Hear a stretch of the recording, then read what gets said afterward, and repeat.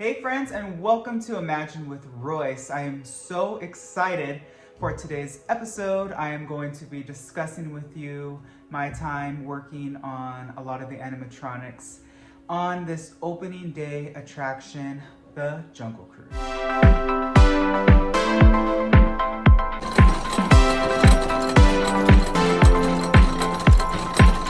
Now, anytime I work on an opening day attraction at the park, there's this sense of responsibility and a little bit more pressure because it's one of Walt's babies, if you will. And I just had an extraordinary time working on this attraction, not only as a painter, but as a skipper. As a lot of people know, I did work on the Jungle Cruise as a Jungle Cruise skipper for, I think, about 2 years.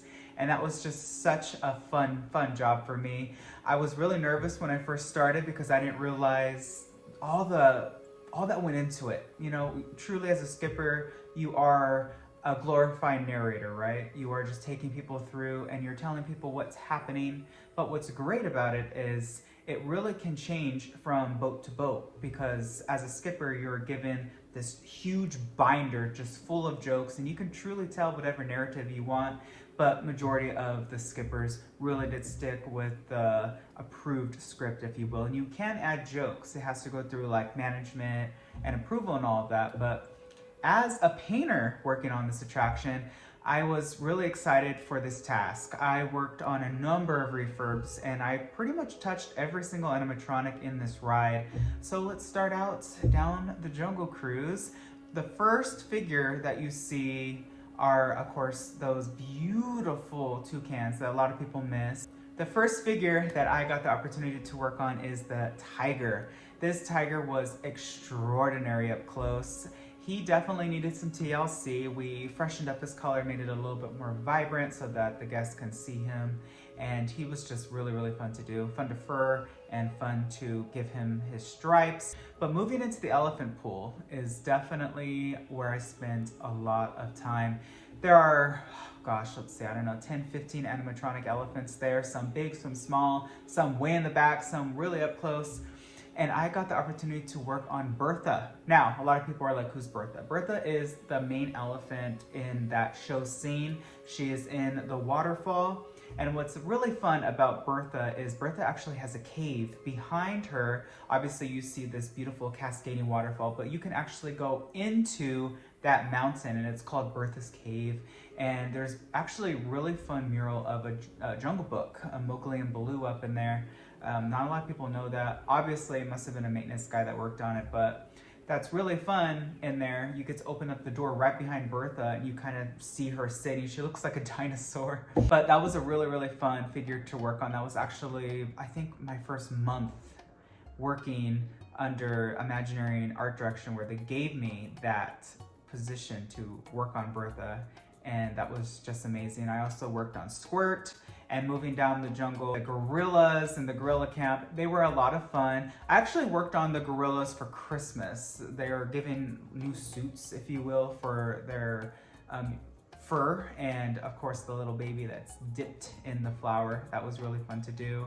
Moving along, I never touched that gorilla next to Schweitzer Falls, nor that crocodile, but we did get the opportunity, and I was so excited to be there at this time when the elephant flew from the jungle to backstage. Yes, they have actually recorded it a few times where you will see the Jungle Cruise elephant being hoisted out of the Jungle Cruise by a helicopter and then dropped backstage to where we can repair it. That was so fun. A lot of Imagineers came at that point to witness that, and that was just a really big, you know what, I think that is one of the biggest animatronics at the parks. Like, the only other ones I think that could compete would be the Cobra from Indiana Jones, and Ursula is pretty large. I don't know, I'd have to see. What animatronic do you think is the biggest at the park? It's definitely one of them. And then moving along to the African Safari Veldt area, there are so many figures.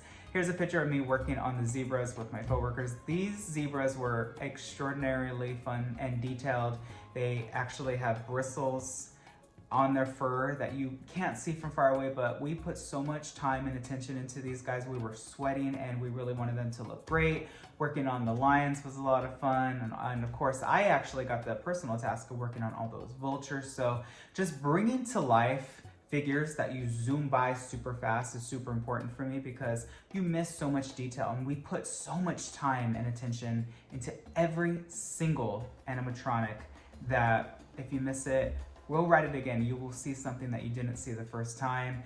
Then of course, the new Trap Safari scene, or I guess they're explorers now, and they've got all new heads that were newly sculpted. It was kind of sad to see some of the originals that were actually cast from natives, and then their bodies also were cast. A lot of the, what were they, like natives in the jungle? Those were real body casts of people. They didn't sculpt them like Blaine sculpted majority of the animals, of course, but that was a fun fact. And then moving on to the hippos. The hippos were fun. I really wasn't expecting just half bodies when I walked through that. And by the way, the hippo pool is the deepest part of the jungle. You can actually swim. Well, let me take this back. You can swim in the jungle, but it's really probably waist deep, but the hippo pool is the deepest part of the jungle. And it's also, going into the hippo pool is the area where you can derail. And yes, the Jungle Cruise is on a track. This is kind of like a behind the scenes series, if you will. So if you don't want to hear that, then okay, it's on water. But that curve, and specifically, is known to derail. It's called S-curve, and then of course by Schweitzer Falls. But the hippos were really fun. A lot of pink. I remember playing on them, and you know, these hippos are in water and they're fiberglass, so you have to get them tested to see if they're positive for what is it, asbestos or something like that. And if so, you can't touch them. We have to get a recast. But the hippos were fun. And then I worked on, of course, the arrows that were being thrown at the guests. No souvenirs. Those were fun. I worked on all of those animatronics. And then I worked on the skirt of one of those natives that are no longer there. And then, of course, you see Schweitzer Falls, amazing, beautiful, sculpted by just incredibly talented Imagineers and third-party vendors at that point. Because if you see the jungle, all of those plants have been so intricately taken care of, and a lot of the plants were purchased from areas around Anaheim and planted in there. A lot of the eucalyptus trees are actually original trees that were in Disneyland before Disneyland was Disneyland. I think that, what was it, orange groves that the park used to be, and those along the edge, I think there's only like 2 or 3 left now, but those were used to like kind of shield the orchards from the Santa Ana winds. And there are a lot of native and tropical plants. I was told, and I cannot confirm nor deny, that a lot of those plants were snuck in socks and from different places in South America and Africa to make the Jungle Cruise look as tropical as it could. And then of course the rock work itself is just beautifully hand carved out of plaster and cement. These attractions that Walt worked on are just so intricately thought of, and it has so many amazing additions made by arguably one of the first SQS Imagineers, Mark Davis, who had added additions to the attraction. There's been a long time since there's been new figures added to the Jungle Cruise. Most recently would be the Piranha, and that brings me to my next assignment, because I worked on the Piranha for I think 2.5 weeks. So I was able to scrub them down with acetone and then repaint them with oranges and blues, and that was a lot of fun. It took a lot of time, and that was just a very time-consuming time in my life. I remember I, at that point, did not like going to work because everyone else was at the elephants. I'm like, hey, somebody come here and help me. They tried to split us up as much as they could. And then, by the way, the plants are also, there's new ones, of course, added all the time to make it look tropical and to grow in and to fill some of the dead plants in between. And then, of course, you see the bison with the little baby and the snake. I got the opportunity to work on the snake. Fun fact, that entire snake, including its branch, has been replaced many times, and I think it was 2017 when it was most recently replaced, and it looks wonderful. And we try to change the design of that snake every now and then, but knowing Kim and WDI Anaheim specifically, they try to keep things as it was in 1955.